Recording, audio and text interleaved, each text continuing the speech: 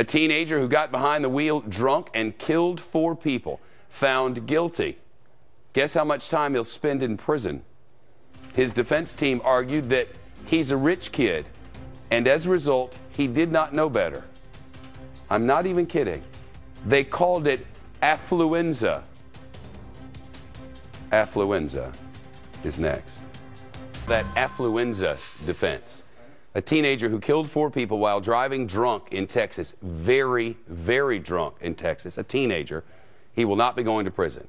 Instead, he'll spend 10 years on probation because his wealthy parents never taught him right from wrong. That is essentially the argument that his lawyers made successfully in court.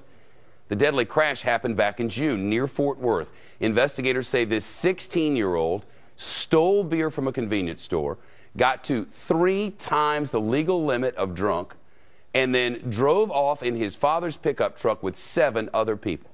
The blood test, as I mentioned, 3 times the legal limit. And then he plowed into and killed 4 pedestrians on a rural road.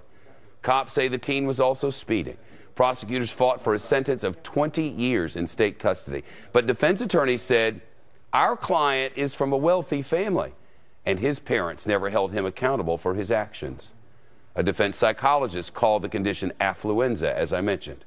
And just this week, a judge sentenced the teenager who is afflicted with affluenza to probation instead of time behind bars. Evangeline Gomez is the defense attorney. She joins us now on the Fox News deck.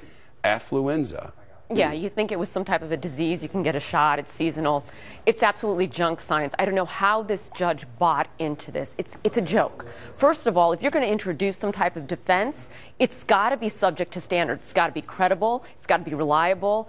And it has to be testable and used.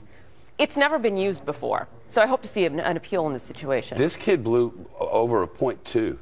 There's a 52-year-old man and a couple of teenagers dead. They were walking down the sidewalk and got mowed over by this teenager. And he's not going to spend another day in jail. Exactly. No, instead, he's also going to be sent to Newport Beach, where he can perhaps go suntanning, jump on a surfboard, hone his surfing skills, who knows what. There's a court order that prevents his parents from speaking to him, but again... Prevents them from speaking to him? Exactly. So who's taking care of him? Who's going to... Well, he's going to be in some type of therapeutic environment. At least that's the argument that the defense attorneys made.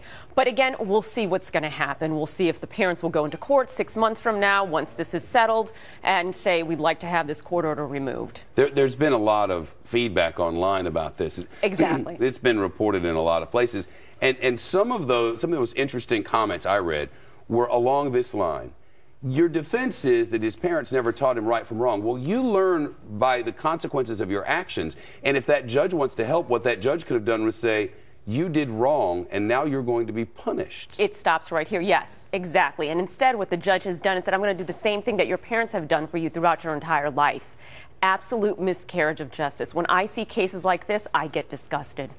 You know, there are a lot of jurisdictions, municipalities in this country, even states in this country, where if you refuse to take the breathalyzer, you go to jail. Exactly. Where if you do get a DWI, even your first DWI, DWI we call them here, if you do get a DWI, you lose your license for it. You can spend a month in jail. You can pay thousands and thousands in fines. Exactly. No questions asked. It's the one thing you can't get out of.